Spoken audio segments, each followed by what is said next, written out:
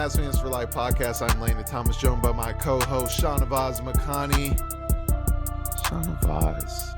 Dang. Oh, man, just when the Mavericks give you hope.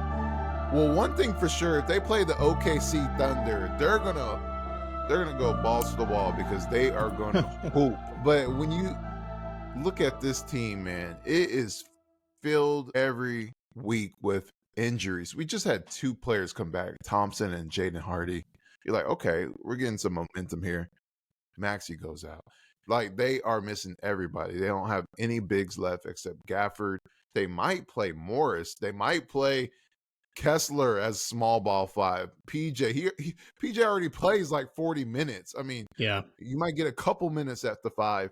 But man, Shahnavaz, this episode, injuries. Maxi just got hurt, so we'll talk about that. We'll talk about Luka. Luka is supposed to be reevaluated soon. It's supposed to be tomorrow. Like, he is supposed to, I don't know if he'll play, probably not, but he's playing soon if he's available and is ready to go 100%, because you have to be cautionary with him.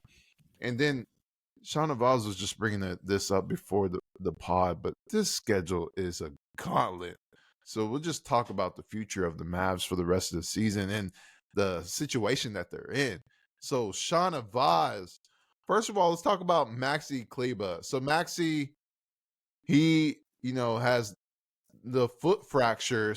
But the weird thing about it is, so he gets hurt, right? And, the team posts that he has an ankle injury and he's out for the remainder of the game. After the game, Jason Kidd in post says he think a sprained ankle, so he that's what he's thinking, because they said an ankle injury, and it's just after the game, so he doesn't have further details or the second X-ray or whatever. But later it comes out, Shams right after Jason Kidd leaves. That was fast. It's crazy. Yeah, right. Literally after he walks out the doors, everyone gets that notification saying broken foot. Like, whoa. We just talked to Kid, and he says, I think it was sprained ankle, I heard. And then, boom, broken foot. So then later, like 10, 15 minutes later, the Mavs post, he has a foot fracture, and he'll be reevaluated this week. So what's going on? Like, what's your thoughts on the whole situation and how it broke out? I mean, it's so funny watching the game. I just saw Maxi fall over, and I was like, okay, he tripped, or it was kind of off the screen, for those folks who were at home. I mean, we didn't really see what happened. I saw him fall down. I saw him get up, and they called timeout and took him out. And then all of a sudden, your phone starts blowing up saying Maxi's heading back to the locker room, and your heart just kind of sinks, because this team has been ravaged by injuries all season long, and it's like you just can't catch a break, and it's. Some of these are freak injury after freak injury. Lively falling on Jokic's foot last week, and it's worse than we thought. Najee feels like he's been sick for 6 months. What the hell is going on with Najee? It's like, but every time he talks, it's like congested. Like, man. And now Kleber goes out, and look, I'm not sitting here saying Maxi Kleber's a vital piece of this team, or that he's been the old Maxi Kleber, but with the number of injuries that this team has had, they need bodies. And to lose big, especially with Najee, when we've seen Gafford get into foul trouble, we've seen Gafford struggle at times. I mean, he's played really, really well as of late. But Powell's out too. So now really your only big is Gafford. You can't be playing Gafford 40 minutes a night. It's just not, it's not conducive to success for this team. I mean, there's a reason why splitting minutes between him and Lively was so effective. It's because you could keep both of them fresh, right? Throw them both in again, and exploit different matchups. But now you're sitting here kind of wondering, what are you going to do? You brought it up before the pod, is you're going to have to play a lot of small ball going forward. You're going to have to go PJ at the Something 5. That they struggle at. Yeah, you're going to Kessler Edwards is probably your biggest, other threat at the 5 at this point. I mean, I don't know where the Mavs go from here, because Dwight Powell's still out. Maxi, we know, is going to be out for a while. Foot fracture, look, I'm not a doctor, but it could be anything from 2 weeks to the rest of the season. I guess it just depends on the severity of it, right? I mean, is it a small hairline fracture? I've had those before. You're good to go in a week or two. Assuming you rest it in the heel. Get out there. Right. Yeah, right. I'm the last person the Mavs want on the court, I'll tell you that. But it's like bad luck after bad luck after bad luck for this team. I mean, there's no, the worst part of it is, Landon, is a lot of these games. There's been some blowouts where, obviously the Denver game a couple weeks ago, where the Mavericks just, had no shot. But some of these games, the Boston game, I mean, the Mavs were in it in the first quarter. They got off, they started off hot yesterday. Yeah. Fourth quarter, they cut it down to 11 with 3 minutes left. I mean, you have, you start getting some momentum. That Quentin Grimes dunk felt like it changed the momentum for the Mavericks. Yeah. But the same issues that have plagued this team the last few weeks or last month, really, since Luka went out, persisted. And it's rebounding, defensive, and off, some of these long threes that the Mavericks are taking lead to long rebounds that they just can't get a hold of. The defensive rebounding has been really, really bad. Even with Gafford on the floor, it just like there was a possession yesterday. Boston got like 4 offensive rebounds on one possession, and it was bad. I mean, you're like, somebody, come on, just grab the board. And that's, Luka's a great rebounder. You're missing that from him as well. And then turnovers. It's just 13 turnovers yesterday. This team shoots themselves in the foot when they have chances to make a run. And it feels like they're getting good shots. It feels like some, at times they're playing good defense, but then we've talked about it before schematically, like this team is not built to play without a lot of the players that they have. We talked about the depth of this team, but this team is not built to play this way. And it's unfortunate because when healthy, the Mavericks were one of the best teams in the league, if not the second best team in the Western Conference. And the team that was ahead of them, they've beaten 3 times this year. So you would have full confidence going into the playoffs. But now you're kind of sitting here scratching your head like, what are you going to do going forward? Because it's not getting any easier. Yeah, it's tough. It's brutal. I mean, you saw it in Jason Kidd's responses. Like, he's just like, geez, I'm another guy out. It's just like, man, I can't even imagine not only the coaches, but the teammates. You see, you build camaraderie, and then another one of your brothers is hurt. He's on the shelf. So it's like, geez, every week. And then, how you find that balance of playing your game, because you got to play your game because you're in the NBA. This is what got you here. You got to go all out. But then in the back of your mind, it's like, my team actually needs me. So I'm thinking like Gafford, for instance, like you said, Gafford's game is really built on physicality. So like, like when he's doing really good, it's because he's being really physical. So when he is playing his game, it helps the Mavs. But at the same time, can he really play his game when you're the only big left? And that's the problem, because he even said it. I mean, in post game, Dwayne Price was asking him, it's always next man up mentality. Everyone always says, well, next man up. Everyone always says on the Mavs, players, the coaches. But Dwayne was saying, like, everything's always next man up, but what if there's no men left? What are you supposed to do?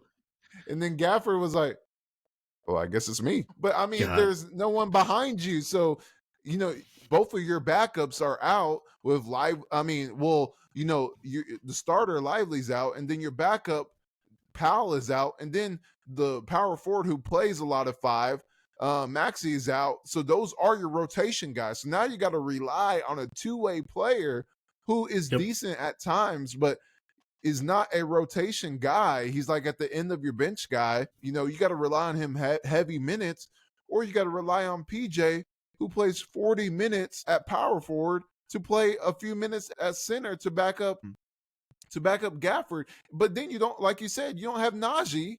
So you can't play small ball and play Najee at the 4 instead of the 3.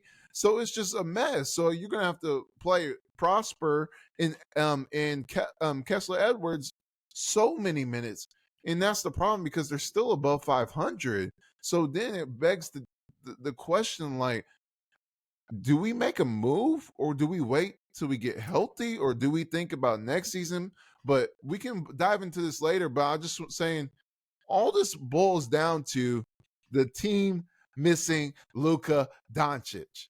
Because like you just pointed it out, he's a great rebounder that negates a lot of your rebounding issues. He's the leading rebounder on the team. And that says something, because PJ is second, But like you said, the big split time. But then, turnovers. Luka has the ball. He's not making these turnovers. He'll have like one or two bad passes a game, but the rest of them, he's arguably the second or first best, best really playmaker in the league. So with Jokic, I mean, it's tough right now. You got to either take it on the chin or you got to just keep battling every day. But this really boils down to Luka being out. Yeah, and you who's brought up coming back soon.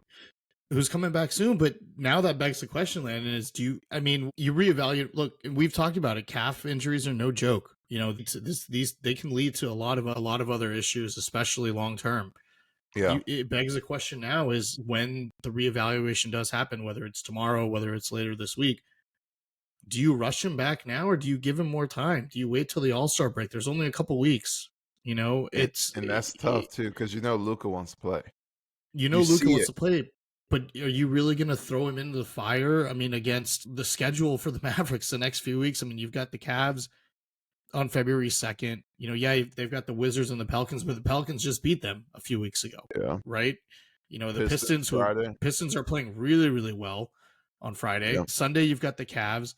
Then you've got to play the Celtics and the Rockets.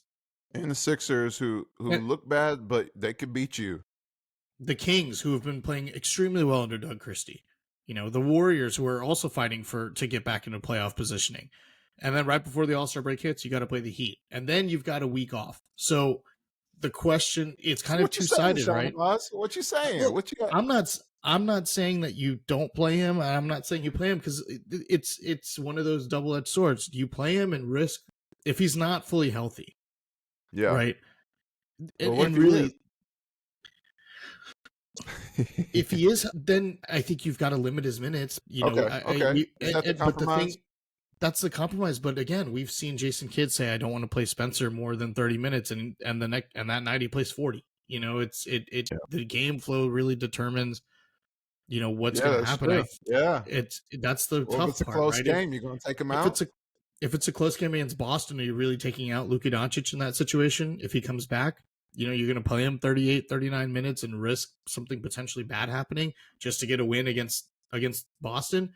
Or do you want the Mavericks? Do you want Luka to be fully healthy post All-Star break when maybe you're stuck here in the 9th, 10th, maybe 11th seed, but you're 4 games out of the 6th seed, and you can go on a run after the All-Star break when you're fully healthy? I mean, again, double-edged sword. I don't want to be the guy making those decisions. That's why I'm doing the podcast. I'm not employed by the Mavericks, so it's like not my call to make. But the way that this season has gone, I just want to err on the side of caution. I mean, I think if this Mavericks team can go into the playoffs fully healthy, we've seen what they're capable of this season when they're fully healthy, right? That's the thing. Even not fully healthy, they were missing Exum. There were games where Lively was out a game, Najee was out a game, Clay was fine. You can plug and play different pieces, but the way the team is, you've got 7 guys out, 6 of them being key rotational players. It's like there's no NBA team that can survive that. No one. Yeah. And the fact that the Mavericks are still above 500 is credit to them. But I just don't know. I mean, in my mind, I would much rather make a run after the All-Star break, even if you get into the play-in. If you're stuck in the play-in, I would take a team with Luka Dončić and Kyrie Irving fully healthy in the play-in against any other team that they have to go up against. Especially if you're playing the Thunder. I mean, and then if you get that 7th seed and you're going up against the Thunder, I'm not sure that for 8 seed and you go up against the Thunder, who's not picking the Mavericks in that series the way that the season has gone? Even when the Mavericks aren't fully healthy, they've beaten them. If PJ is playing, I'm taking the Mavericks 100 times out of 100 in that series. So, it's a double-edged sword but then there's also the potential that if you don't play Luka, this team falls off, right? I mean, the rest of the season just falls off. You can't make a run. But do you want that? They have their first-round pick. You have your first-round pick. There's, we were talking about it before the pod. What are the, I don't think there's a chance to go get Cooper Flagg, but there's some intriguing prospects in this draft. The Mavericks could use some additional young pieces and other first-round picks, in case you lose guys like Quentin Grimes in the offseason. My boy Trey Johnson's going to be there from Texas. He's going to be a top 10 pick, but I don't even think we need to think that far ahead. You know, Yeah. I think this There's team, so when many healthy, things left. 100%, and I think this team, when healthy, can definitely make a run. You know, I think this team, they've shown how good they are when everyone's healthy. It's just Yeah. a matter of getting to that point. It's like it's a stab in the back every single time, because it's like when you start to see them play well and you start to see folks getting healthy, someone else goes down. You know, we saw Yeah. Clay come back, now Maxi goes out. We saw Gafford come back, and then Lively goes out. It's just kind of like, when can we just get a week with everyone healthy and not having to worry about someone getting hurt? It's extremely frustrating, but that's the way the NBA is, man. Like, people are going to get hurt. Yeah. It's a part of sports. It is what it is. You just kind of have to keep chugging along. You know, they're going to keep playing. They're going to keep fighting hard. It's unfortunate because their schedule is not helpful, and they're playing some of the top teams in both conferences coming up. So it's going to be really interesting. And you mentioned it with the trade deadline. Do you even make a move at this point? Like, what are your assets to trade? You know, you can't You trade Maxi can. now if he's out. Are you Yeah. going to trade Hardy and Prosper? I mean, those are really your only two options that I feel that Yeah, teams around the league would want. but that's your future. I mean, yeah, Exactly. you might not say, hey, they're not starters, but that's still your youth on the They're team, valuable. and They're valuable pieces for the Mavs. valuable on the court and valuable financially. They're Yeah, still and getting paid nothing when it comes to, you got to pay Lively in a few years. You got to pay PJ in a couple, like, you got to pay these top rotation guys big money, and you're going to need that Hardy contract. You're going to need that Prosper contract where you can have those guys come off the bench for cheap, because it's not going to get pretty here soon when you got to pay guys. And yeah, I think that's, well, when I look at this team, obviously I agree with you. I mean, you got to take it game by game. I think everyone should pause on organically tanking. Because that's what they're already doing. If they lose games, that's what it is. But I'm talking about, like, try to play, you know, Edwards more, play Prosper a lot, like, where you're trying to win games, but you're playing guys who don't play like 25 minutes, 30 minutes. I'm and saying, like, this is a great opportunity for Omax. I mean, this is, yeah, but and we've seen him have spurts, right? And I just think you have to evaluate him now. Like, this is the perfect time to see what yeah, you've got in him. but also it's not like they got it. They're trying to win these games. That's what I'm saying. Yeah, Like, Prosper, we applaud him, and then you watch him in the last game, it's like, whoa, maybe he's not yeah, ready. that's true. So that's what I'm saying. Like, when he, Same thing with Hardy. I mean, yeah, same thing with when Jaden they play Hardy. great, teams, it's like, whoa, okay, maybe we need to pump the brakes on and play PJ 40 minutes. And that's what I'm saying. Like, yes, you can organically tank and just see what, hey, if we lose games, we lose games. But they can't even do that. Like, we got to play our best players even more if we're trying to win. And because Luka is coming back, and he's not going to be the guy that says, oh, no, hey, I'm 100% right now, but I'll wait 3 weeks until Yeah, after All-Star break, and then I'll play. No, he's not going to. If he's you see him during the games, like, you watch him, because sometimes I don't even when I have my camera, I don't be watching the game. Like, I watch how Luka reacts to stuff, because you see, when you see people react, you see how they feel most of the time. Like, and with Luka, he's not mad at the team losing. Like, he's very upbeat because there's nothing he can do. But I'm saying he's frustrated that he can't play. And I oh, think, 100%. and that's the problem, because he's the type of person that if he's 100%, he's playing. And I agree with you. Like, long-term injuries are not worth, the position that they're at. But then you think about it, they're only a couple of games different than where they're at this time last year. So that's the Yeah, that's problem. true. They could go on a run like last year, but everyone has to be healthy. Because, like you said, when they are healthy, they're one of the top teams in the league. They can beat anybody except the Pacers or the Celtics. But everybody else Seriously. they can beat. And I think, if Luka comes back, I think that's going to give huge momentum to the team, and then you have Najee, who has illness, and you see it when he talks, he is still congested. Like, this is not a cold, or, this is like a big, you know, I don't want to speculate, but this is like a big, severe cold that lasts a few months, like, where you Yeah, finally get over it. But that's why I'm saying, like, this, you have to try to win if you have Kyrie, Clay, and Luka on your team. Like, you can't organically tank and say, okay, let's just see what happens. Let's play Omax 30 minutes. Let's play Kessler Edwards 20 minutes. Brandon Williams, let's give him 10 minutes. No, you got to play your top guys. If they're yeah. healthy, you got to play them. Yeah, and I'm not saying to tank, not by any means. I don't think this team is that No, bad where not you you, have but to yeah. yeah, and organically tanking is what the Mavs did to get Derek Lively, right, and keep their first round pick a couple years ago. Exactly. Yes. That's what we saw because they knew if they lose that pick, like they're that's just the sky is falling at that point. This Yeah. isn't that situation. Um, I think when Luka comes back, whether it's this week, whether it's next week, I think it should uplift this team, right? Knowing that you have your number one option back, I think it opens up the offense more for Kyrie, Yes. and I think it's going to open up Clay more. I mean, we saw Clay take 4 shots yesterday. I mean, it's and I tweeted this out again yesterday. I said schematically, it's just we've talked about it. It's not Jason Kidd's coaching style, right? I know people are frustrated that Clay, we're not scheming things open for Clay. And it is frustrating from a fan's perspective because, you want him to take those shots. You want to try to get him open. But Boston is a great defensive team. They knew that really it's Kyrie and Clay that they've got to lock down yesterday. And it's kind of like let everyone else, play their game. Yeah.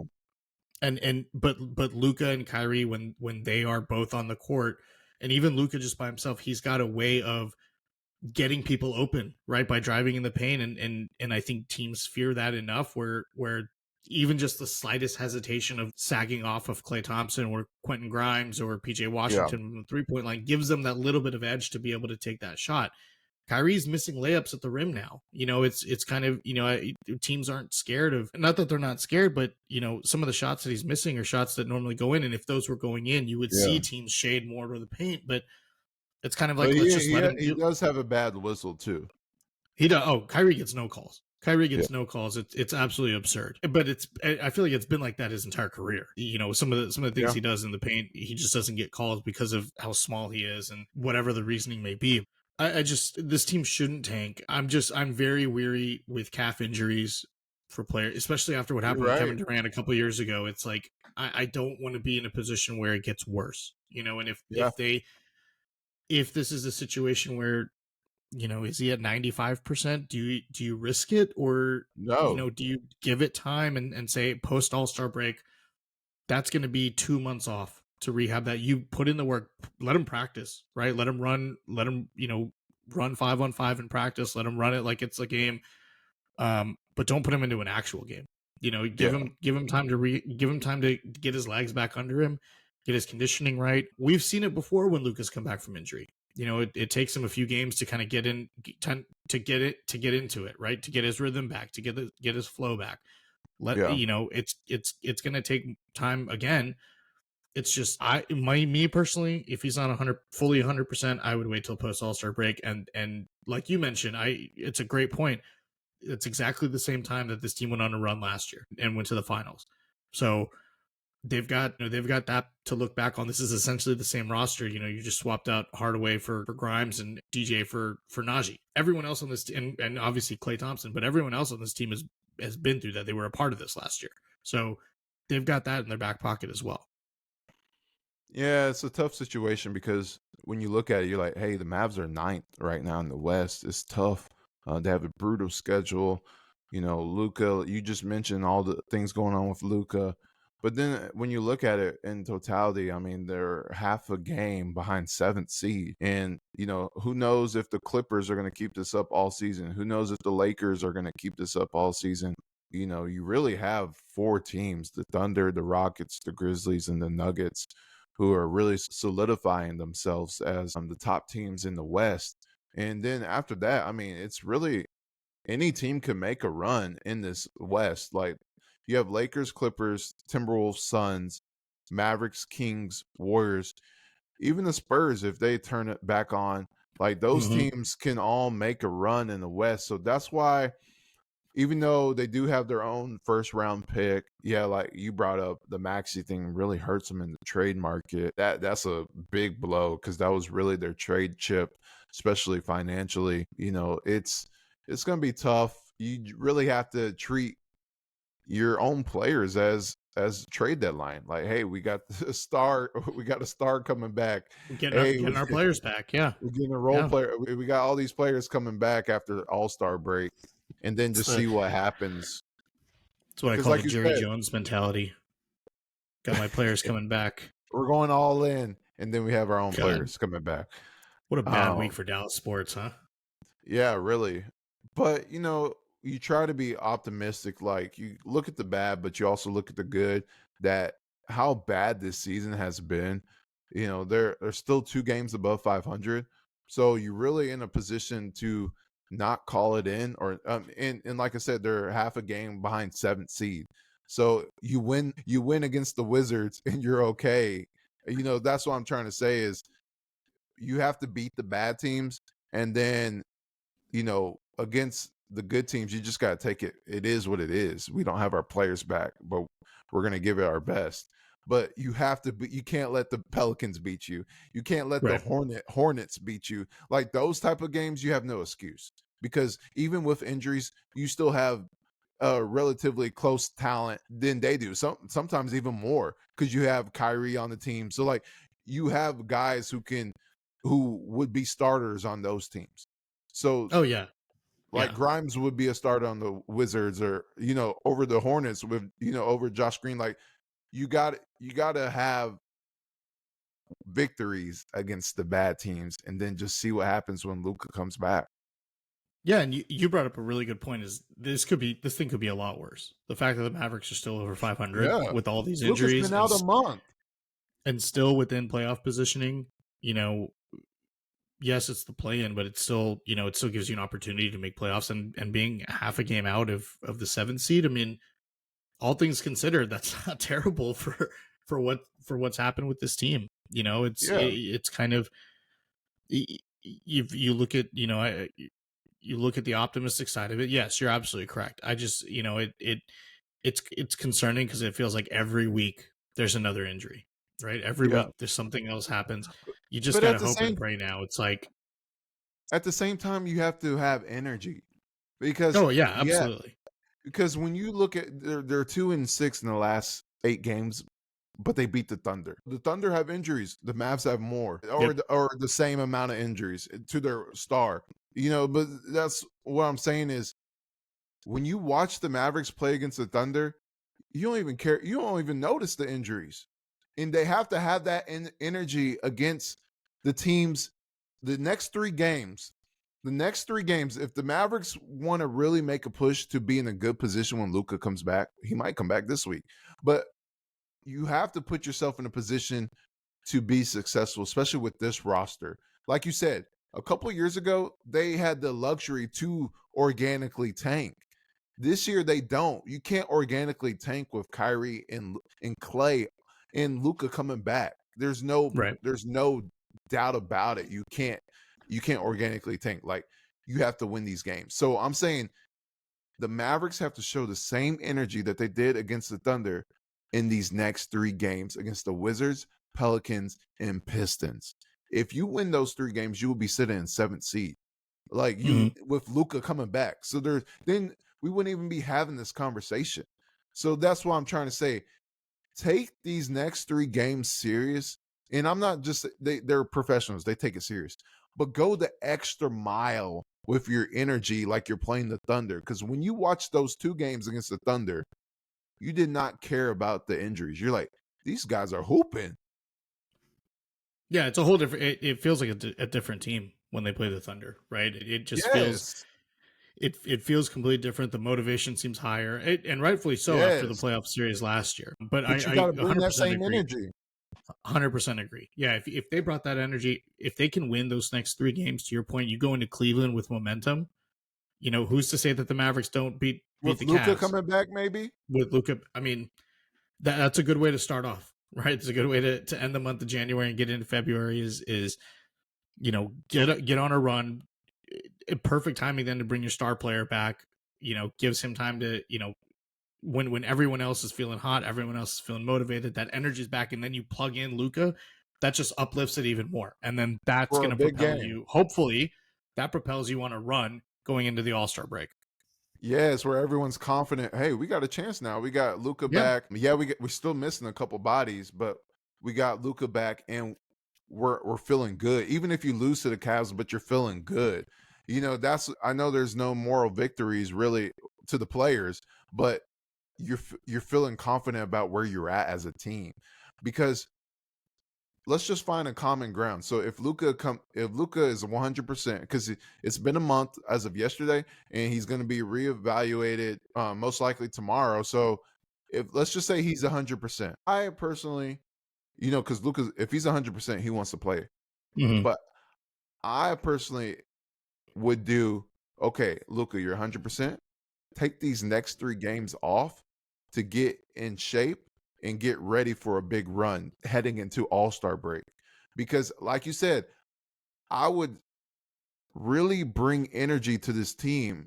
All the coaches saying, hey, we got a 3-game schedule here. I know we can't take these teams lightly. They're playing really good, competitive at least, but we're better than them. So let's bring the same energy like y'all did against the Thunder to these games, because we can't have y'all playing that way against only the Thunder.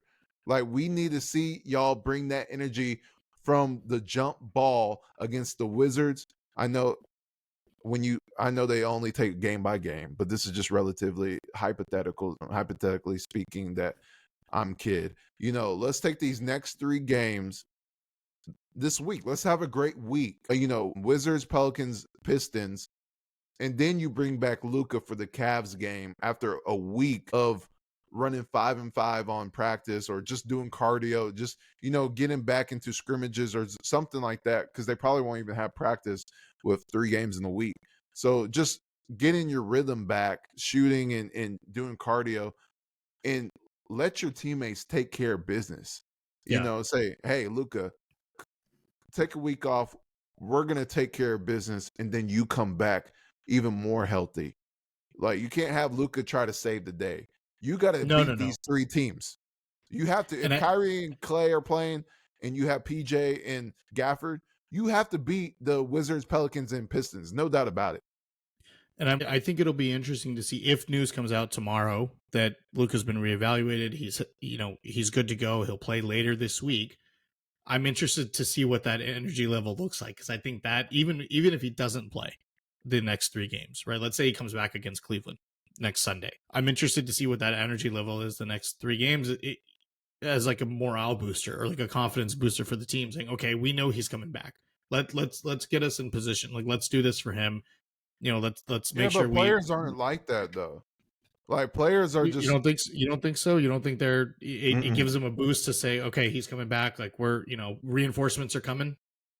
No, I don't think players view things like that. Like, maybe if it was the playoffs, that's a morale booster. Like, hey, let's do this. But the regular season, there's injuries all the time, and I'm just saying my opinion. I don't think players view it that way. They just say, hey, he comes back when he comes back, but we got to take care of business every game.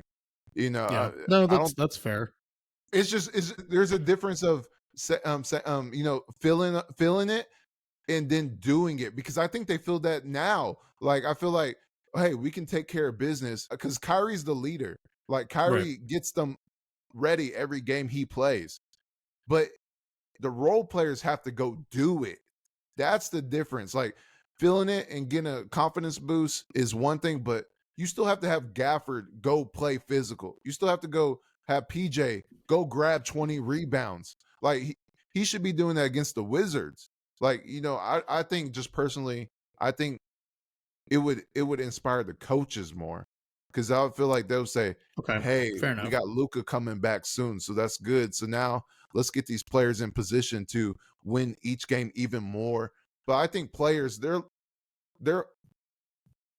are perfectionists at their craft, where they don't have boosters like that unless it's the playoffs, in my opinion. Maybe I'm just grasping at straws, kind of hoping. No, I'm yeah, like, no, I think it's a good point.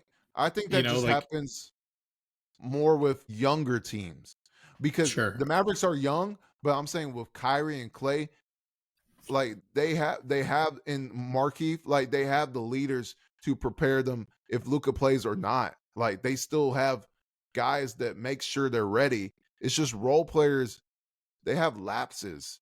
Like, like that's when you see true. Yeah. PJ play the Thunder, it's different. Then the next game, he'll still get rebounds. But when he plays the Thunder, he goes all out. It And was, Gafford does the same yeah, thing. he's So locked in. Yeah. that's that's what I think. I think you just have to go the extra mile every game. Don't wait for just specific teams. No, that makes sense. That makes complete sense. And maybe for the role players, maybe then that's a morale booster, right? Knowing that, okay, Luka's coming back, and Yes, yeah, because right now they're doing more than what they've been asked to do. exactly, They're yeah, they're being played out of position essentially, in terms of Spencer being asked to do more than what he's used to do, Grimes being asked more than what he's used to. So but the you reason I plug say Luka that, back in. but I was just gonna say the reason I say that is because Spencer likes playing all these minutes and getting these shots. Oh, Like 100%. Yeah, but I don't think it'll be a morale booster to him. He'll just be like, all right, I'm just gonna go back in my role. Like I think he yeah, likes but this version more than with Luka. he may like it, but there's sometimes where we don't like it because some of Well, the true, yeah, ISOs, right? Like I would rather have him be the effective version of himself that he was earlier in the season. Not to say that he's not effective, and he had a decent game against no, it's Boston it's hit yesterday, or but miss. it's hit or miss. I'd rather have him in small spurts, It's like doing Hardaway. what he does. Yeah, exactly. If this was Tim, I mean, we saw this with Tim Hardaway Jr., right? When he had to play more minutes or take on his role, and he would just, jacking up shots, and you're like, what Yeah, is going on? But when he's in his role, and when he was, kind of quote unquote put in his place, he was effective at times. And so that's really what I mean is I think when you bring Luka back, everyone kind of, it slides everyone back down the pegging order essentially, and everyone kind of yeah, fits back into their role. And that's where you saw this team have success earlier, is when everyone is playing the role that they were brought in to play. That, when you play players essentially out of position, right? When they're being asked to yeah, do more than what they need to do, or what they were brought in to do, yeah. that's where you start to see these struggles. You start to see some of these turnovers that really just bad passes, or you're dribbling off your own foot, or, whatever the case may be. I mean, we've seen some really, really, really bad turnovers, and people like Quentin Grimes being asked to ball handle, when he just needs to be a defender and a shooter. Yeah.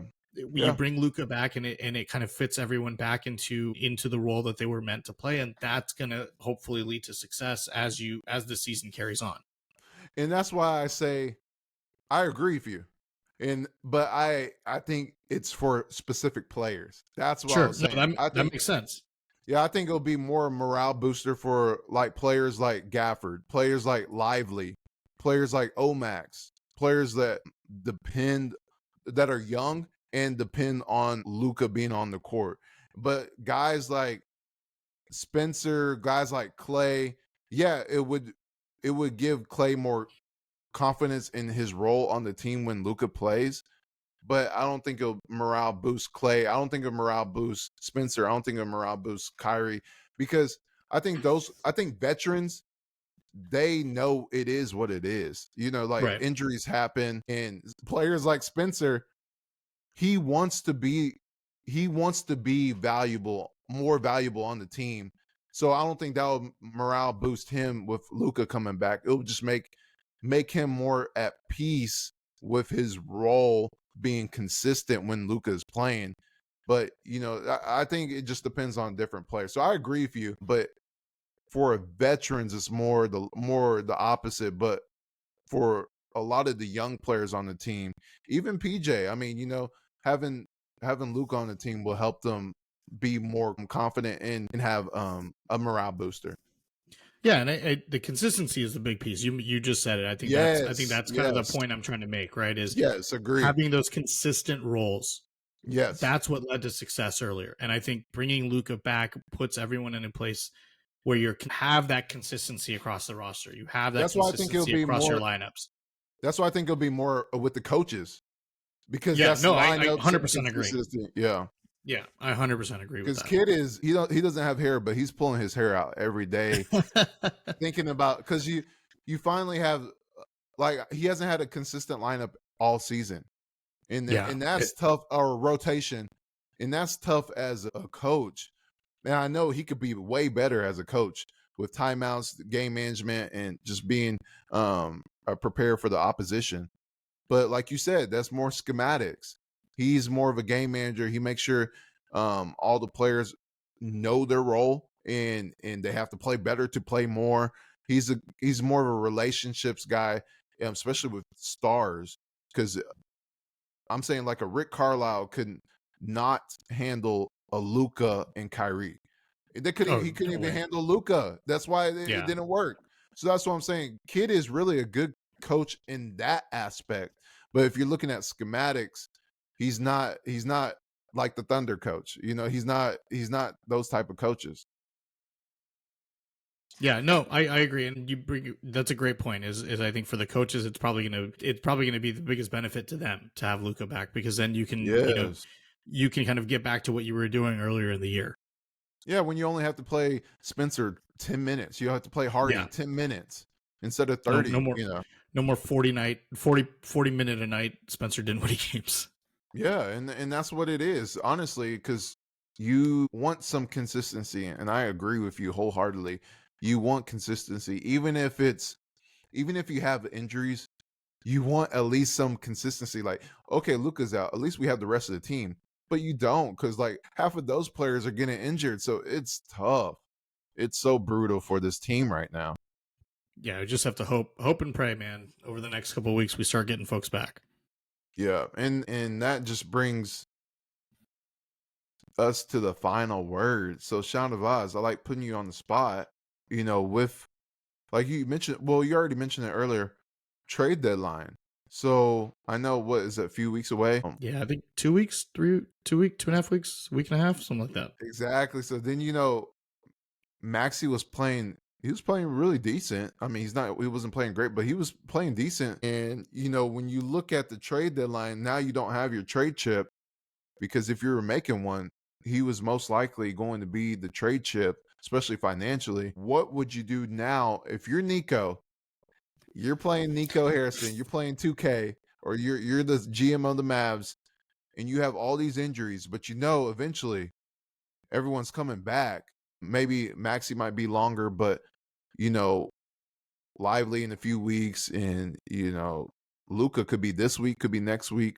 But you know you're gonna have most of your main guys coming back. What do you do at the trade deadline? You talked about it. Would you do trade younger guys, even though they're on good contracts, or would you trade a rotation piece to get another rotation piece back?